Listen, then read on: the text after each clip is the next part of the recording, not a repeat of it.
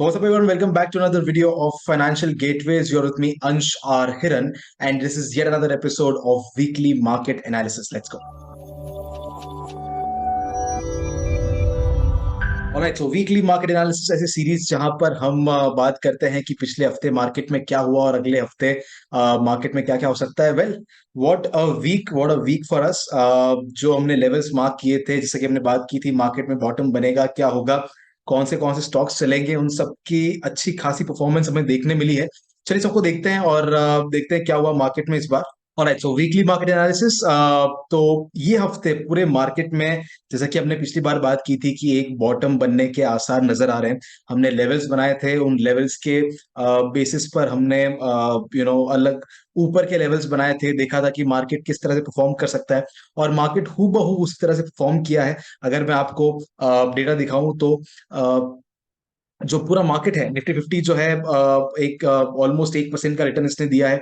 Bank Nifty अपने bottom level से 1.25% recover किया है पूरे हफ्ते के अंदर। और मिड कैप निफ्टी जो है उसने मिड कैप के स्टॉक्स में 2.10% की रिकवरी हमें देखने को मिली है। और आपको अगर याद हो, हमने बात की थी कि मार्केट में जो है कोई स्ट्रॉन्ग मूवमेंट नहीं आएगा, लेकिन बॉटम बनने के बाद में अपने अलग अलग लेवल्स को मार्केट फॉलो करेगा। तो वही मार्केट में हुआ है। और चलिए देखते हैं उसके अलावा F I I D I data हमें क्या बता रहा है। अगर F I I D I data की बात करें तो अगर आप यहाँ पर ध्यान देंगे तो इंडेक्स के ऑप्शंस यहाँ पे इनका डेटा है और स्टॉक के ऑप्शंस का डेटा यहाँ है। कोई बहुत बड़ी मतलब हमें खरीदारी या बिकवाली यहाँ पर देखने को नहीं मिल रही है। एक कल जो है एक अच्छा सा सेलिंग आई थी 2 नवंबर को, लेकिन उसमें भी कोई बहुत मतलब हैवी ऐसा कोई डिसिसिव मूव आने के चांसेस कम बता रहे हैं। अगर आप देखेंगे तो इंडेक्स के अंदर भी मतलब कुछ दिन बाइंग है, कुछ दिन सेलिंग है। स्टॉक्स के अंदर भी किस दिन बाय है, किस दिन सेल है। तो वही जो हम हमेशा से काफी टाइम से कहते आ रहे हैं कि जो रेंज के अंदर मार्केट रहने वाला है, छोटी सी रेंज को और अलग अलग लेवल्स को मार्केट फॉलो करने वाला है, वही जो सारे के सारे आइडियाज हैं अभी भी मार्केट फॉलो कर रहा है। अगर मैं आपको फ्यूचर्स डेटा की बात भी करूं तो फ्यूचर्स में भी मार्केट में कोई अच्छा खासा पैसा पंप नहीं हुआ है जो कि हमें मार्केट का एक वन डायरेक्शनल मूव होता हुआ दिखा सके। छोटी मोटी बाइंग सेलिंग है। अगर मैं आपको डिटेल में बताऊं तो एफ आई आई जो है ज्यादातर सेल कर रहे हैं और डी आई आई जो है वो खरीद रहे हैं, बट दोनों में कोई बहुत हैवी क्वांटिटी नहीं है। नॉर्मली मार्केट अपने पेस के ऊपर चल रहा है। अगर बात करें सेक्टर वाइज परफॉर्मेंस की, तो जिस सेक्टर पे हमारी काफी टाइम से नजर थी, रियलिटी और इंफ्रास्ट्रक्चर सेक्टर, उन दोनों ने काफी अच्छा परफॉर्म किया है। 10% इन रियलिटी और इंफ्रा में 2%। और ये सारे जो सेक्टर्स हैं इस हफ्ते के लिए भी काफी इंपॉर्टेंट है, जैसे पीएसयू बैंक। ऑटो जो है अपने क्रूशियल सपोर्ट लेवल के ऊपर अब आया है। पिछली बार सारे के सारे सेक्टर क्रूशियल सपोर्ट लेवल पे थे, तो वहां से उन्होंने सपोर्ट ले लिया था, लेकिन ऑटो अब अपने सपोर्ट लेवल पर आया है। तो लेट्स सी अब क्या होता है। Infrastructure, energy sector, pharma, media, commodities, इन सब के ऊपर मेरी अगले हफ्ते और अगले कुछ हफ्ते नजर रहने वाली है। अब अगर बात करें लास्ट वीकली मार्केट एनालिसिस के स्टॉक्स की, जिसके लिए मैं काफी ज्यादा एक्साइटेड था इस बार, क्योंकि हो ये रहा था कि पिछले जो 2-3 हफ्ते में हमने वीकली मार्केट एनालिसिस के लिए स्टॉक्स निकाले थे, क्योंकि मार्केट पूरी तरह से नीचे बेरिश था। तो जो हम बुल साइड की जो स्टॉक्स ले रहे थे उनमें कुछ अच्छी रिटर्न हमें देखने को नहीं मिल रहा था। बट जैसे ही आज मार्केट ने सपोर्ट लिया है और हल्का फुल्का अपवर्ड मूव दिखाना शुरू किया है, तो हमारी वो स्टॉक्स हैं जो सबसे पहले भागे। अगर आप देखेंगे ओवरऑल रियलिटी के अंदर 12% का बम्पर रिटर्न हमें देखने मिला है। इसके अलावा बीईएल के अंदर 3%, किसी में 4%, 5%, किसी के अंदर 2%, किसी में 3%। इस तरह के अलग अलग गेन्स हमें देखने को मिले हैं। बाकी सारे ट्रेड्स एक्टिव है। इस सिर्फ ओवरऑल रियलिटी और केएसएल, इन दोनों को हमने 12% और 7.26% का रिटर्न देखकर बुक किया था। इसके अलावा एक ट्रेड जो हमारा पिछले हफ्ते से चला आ रहा था, परसिस्टेंट का, जो हमने फ्लैग पैटर्न के ब्रेकआउट के ऊपर लिया था, उसमें भी 6.25 टू 7% की हमें एक अच्छी सी रैली देखने को मिली और वहां पर हमने इसको बुक किया। ये तो थी पिछले हफ्ते के मार्केट की बात। अब देखते हैं मार्केट में आगे क्या हो सकता है, अगले हफ्ते किन चीजों पर, किन लेवल्स पर नजर रखने की जरूरत है। ऑलराइट, सबसे पहले बात करते हैं निफ्टी 50 की। अगर आप देखेंगे तो पिछली बार हमने ये लेवल बनाया था जो कि 200 ईएमए का था। हमने कहा था कि यहाँ पर बॉटम बनता हुआ दिख रहा है, वहीं से मार्केट ने एक रिकवरी शुरू की है। और जिस लेवल को हमने बोला था कि ऊपर की तरफ हडल हो सकता है 19 to 50 का लेवल, वहीं पर आकर मार्केट ने एक बार हॉल्ट लिया, दूसरी बार भी अब हॉल्ट लेने की कोशिश कर रहा है। तो अब यही है कि जैसे मार्केट को हम बता रहे हैं कि अलग अलग लेवल्स के ऊपर ध्यान देना है, उनके ऊपर फोकस करना है, वहां पर मार्केट इनको रिस्पेक्ट करता हुआ चलेगा। कोई बम्पर मूव, हमें एकदम स्ट्रेट फॉरवर्ड मूव देखने को मिलना बहुत ज्यादा मुश्किल है इस तरह के मार्केट में।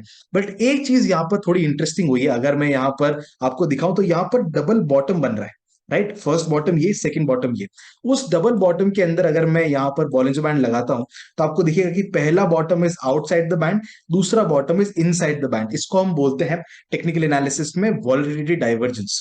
ओके, वॉलेटिलिटी डाइवर्जेंस कि पहला बॉटम आउटसाइड द बैंड, दूसरा इनसाइड द बैंड। ये एक स्ट्रॉन्ग सिग्नल है। किसका? ये स्ट्रॉन्ग सिग्नल है एक रिवर्सल का। ये जो डाउन ट्रेंड आया है इसका एक स्ट्रॉन्ग रिवर्सल का सिग्नल ये हमें दिखाता है। अब ये तो टेक्निकल्स के बेस पे हमें सिग्नल मिल रहा है, लेकिन जो F I D I activity है वो इसको सपोर्ट नहीं कर रही है। इसका मतलब क्या हो सकता है? एक तरफ हमें पता चल रहा है कि बहुत स्ट्रॉन्ग अप मूव है, दूसरी तरफ बाइंग ज्यादा एग्रेसिवली नहीं हो रही है। तो इसका मतलब है कि अप मूव तो है, मतलब डाउन मूव नहीं है, लेकिन स्ट्रॉन्ग होना ज्यादा जरूरी नहीं हो सकता है। मतलब यहां से अब नीचे गिरने के आसार थोड़े कम है, ऊपर की तरफ जा सकता है लेकिन इतना स्ट्रांगली नहीं जाएगा, बट स्टिल रिकवरी के साइन जरूर है। अब रिकवरी के लिए हमारे पास लेवल्स ऑलरेडी हैं। 19650 का ऊपर की तरफ है, उसके ऊपर 20000 का है। तो लेट्स सी मार्केट किन लेवल्स को रिस्पेक्ट करता है। हो सकता है ऊपर जाकर हल्का सा सपोर्ट लेकर फिर ऊपर जाए, या फिर यहीं से थोड़ा सा एक और बॉटम बनाकर फिर ऊपर जाए। सो लेट्स सी मार्केट में क्या होता है, बट लेवल्स को ध्यान में रखकर ही ट्रेड करना है।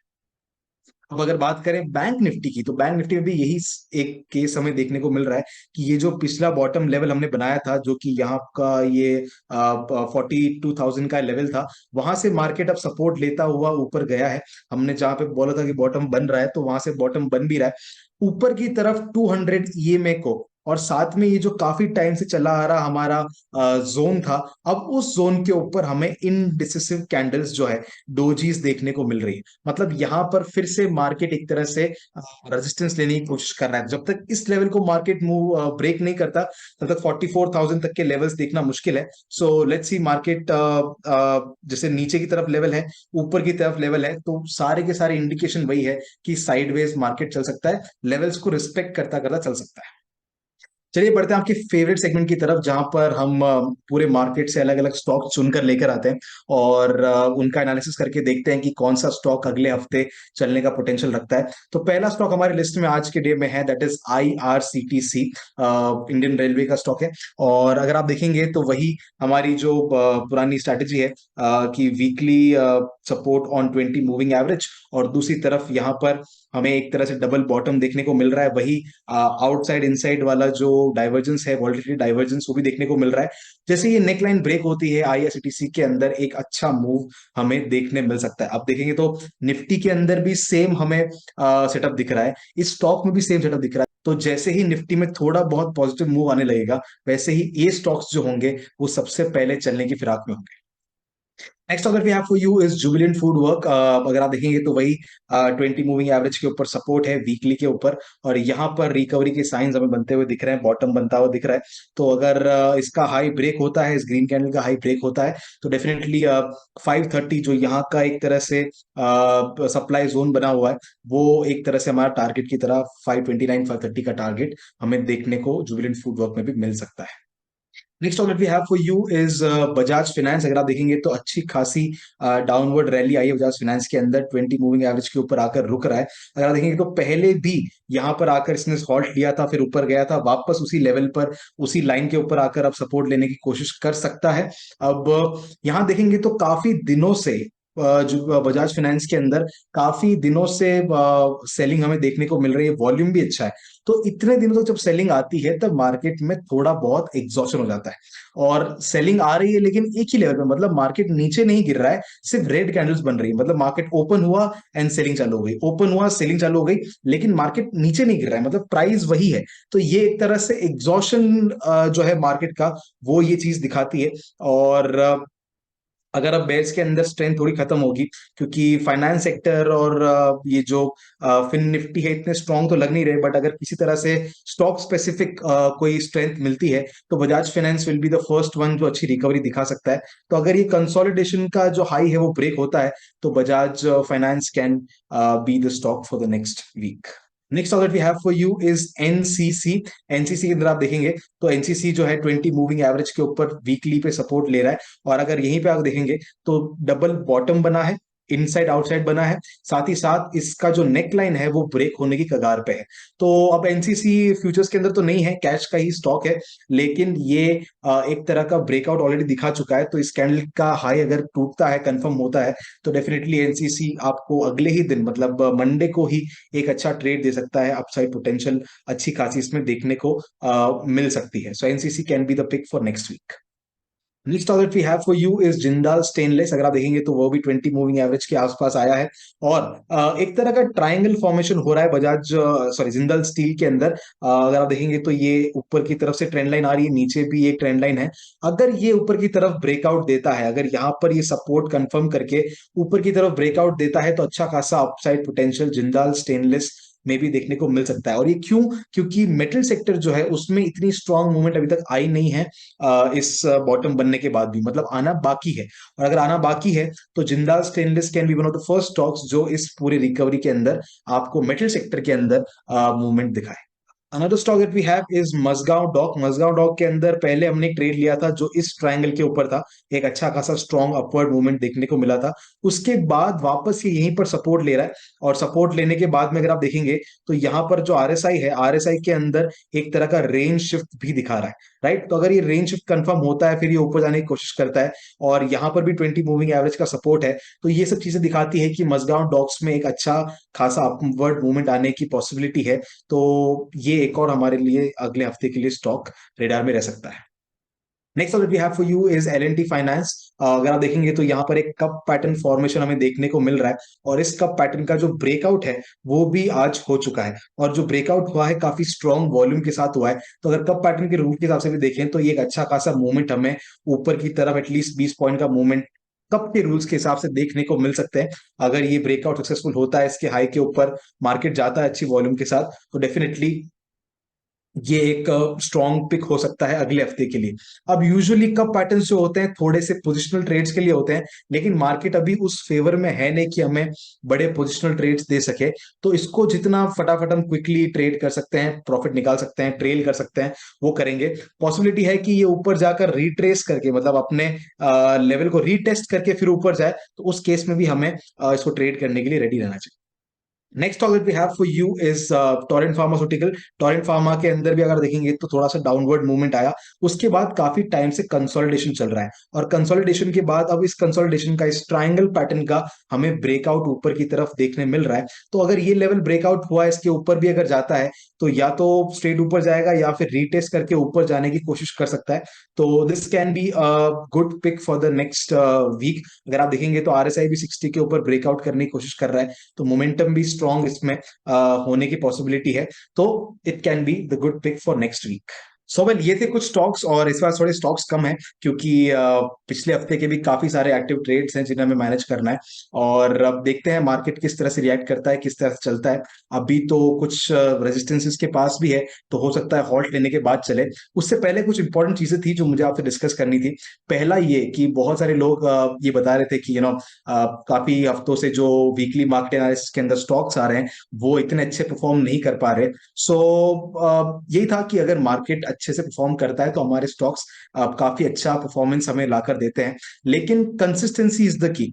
मतलब अगर मान लीजिए आपने एक या दो एपिसोड देखे जिसके अंदर आपको जो स्टॉक्स आपने देखे थे वो एक्टिवेट हुआ ट्रेड, लेकिन स्टॉप लॉस ट्रिगर हो गया, उसके बाद में आपने छोड़ दिया, वो ट्रेड छोड़ दिया, या वो स्ट्रैटेजी छोड़ दी, या वो सिस्टम छोड़ दिया, तो होगा क्या? जिस वक्त मार्केट चलेगा, जिस वक्त उसका पैसे देने का वक्त आएगा, जहां आज हमने देखा कि कुछ में 12% का रिटर्न बना है, किसमें 7% का रिटर्न बना है, जहां पर हमारे स्टॉप लॉस ट्रिगर हुए थे वो 2%, 2.5%, 3% के स्टॉप लॉस थे, तो वो सब कुछ तो रिकवर हो ही गया, उसके अगेंस्ट में अच्छा खासा पैसा भी बन गया।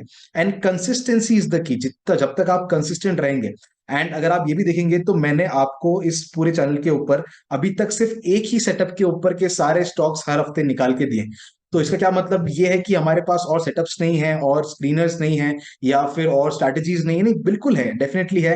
ऑप्शंस की स्ट्रैटेजी है और फ्यूचर्स की स्ट्रैटेजीज हैं। इसके अलावा प्राइस एक्शन बेस्ड ट्रेड्स लेते हैं। इसके अलावा ये एक सिस्टम जो हम आपको हमेशा वो जो वीकली 20 मूवी एवरेज के ऊपर और डेली के ऊपर डबल बॉटम या इस तरह के हम पैटर्न्स निकालते हैं, तो वो उसमें से एक स्ट्रैटेजी, बट उसके अंदर अगर आप कंसिस्टेंटली भी फॉलो करते हैं तो भी आप ओवरऑल प्रॉफिटेबल ही रहते हैं। And that is the power of being consistent with one setup one system. तो ये एक बहुत ही इंपॉर्टेंट लेसन है जो आपको यहां से लेके जाना चाहिए आज की डेट में। एंड जहां तक मार्केट का सवाल है, मार्केट जब नीचे गिर रहा तो जाहिर सी बात है कि बाइंग साइड के ट्रेड एक्टिवेट नहीं होते हैं, लेकिन जैसे ही अब रिकवरी देखने मिली है वैसे ही सारे के सारे ट्रेड भी एक्टिवेट हो रहे हैं, पैसा भी बन रहा है। और दूसरी चीज मैं ये कहना चाहता था कि मार्केट जो है अब, पहले टॉप तो एक दिख रहा था लेकिन बॉटम बनता हुआ नहीं दिख रहा था। अब हमें मार्केट का एक बॉटम भी दिख रहा है, राइट? अब अगर हमारे पास टॉप है, हमारे पास बॉटम है और हमें पता है कि मार्केट इसी रेंज के अंदर कुछ टाइम तक रहने वाला है, तो किस तरह की एक्टिविटी हमारे पास होनी चाहिए? अगर आपने FII DI का डेटा भी आज देखा होगा तो उसमें आपको समझ में आया होगा कि वहां पर भी कोई हैवी बाइंग या हैवी सेलिंग नहीं हो रही है। कभी ग्रीन दिख रहा है, कभी रेड दिख रहा है, कभी ग्रीन दिख रहा है, कभी रेड दिख रहा है। तो एक तरह से FII DI भी हमारी ही स्ट्रेटेजी यूज कर रहे हैं कि buying on dip, selling on the rise, buy on dip, sell on the rise. तो वही चीज को आगे भी हमें कंटिन्यू करना है और छोटे छोटे टारगेट्स है, 4-5% की टारगेट है, उनको लेकर बुक करके निकलना है। And that's the only way right now. जब तक मार्केट एक बड़ा डिसिसिव मूव ना दे दे, एक डायरेक्शन ना दे दे, तब तक ये आपका एक आइडियल तरीका होना चाहिए। इसके अलावा मैं जानता हूं कि बहुत सारे जो मेरे स्टूडेंट्स हैं वो भी इस सीरीज को देखते हैं। I know you guys are watching these videos, so आप लोगों के लिए भी एक मैसेज है कि देखो, मार्केट का टॉप मिल गया है, मार्केट का बॉटम मिल गया है, मार्केट एक रेंज में रहने वाला है। तो उस रेंज के अंदर हम क्या करते हैं, कौन सी स्ट्रैटेजीज यूज करते हैं, यू गाइज नो, राइट? जब भी मार्केट एक रेंज में होता है, ऑप्शन सेलर्स जो है वो काफी एक्टिवेट हो जाते हैं। उनके लिए चाहे न्यूट्रल स्ट्रैटेजीज हो, चाहे हमारे नॉर्मल ऑप्शन सेलिंग स्ट्रैटेजीज हो, सारी की सारी अभी एक अच्छा खासा पैसा बनाकर दे सकती है। So if you are one of my students, अगर आप स्टूडेंट नहीं भी हैं, आप ऑप्शन सेलिंग करते हैं, it is a great time to do that. अभी इन्वेस्टमेंट का टाइम नहीं है, अभी टाइम है इंट्राडे ट्रेडिंग का, इंट्राडे से पैसा निकालने का, छोटे छोटे स्विंग ट्रेड्स करने का, और इसके अलावा ऑप्शन सेल करके मार्केट से पैसा निकालने का, क्योंकि रेंज में रहेगा तो ये तीनों चीजें सबसे बेस्ट पैसा बना के देगी। इसके अलावा कोई भी अपडेट्स रहेंगे, I will be there to share all those things with you. Diwali आने वाली है, सो उसके लिए भी I am planning something for you guys. And yeah that's all for today session everyone. Thank you so much for showing your love and congratulations market का bottom बनने पर। और now we have a clear idea कि हमें क्या करना है, क्या नहीं करना है। So let's do that. And पैसा is just a by product of following a process. Just follow the process, consistently keep on following a process, following a system, right? So that's all. Thank you so much for watching the video. आप बताइए comments में आगे क्या क्या questions हैं, क्या क्या queries हैं, किन चीजों के ऊपर आपको doubts रहते हैं, please let me know and I'll be more than happy to answer all of them. And yeah, that's all. Stay consistent and keep learning and keep trading. मैं मिलता हूँ आपसे अगले वीडियो में। Bye bye.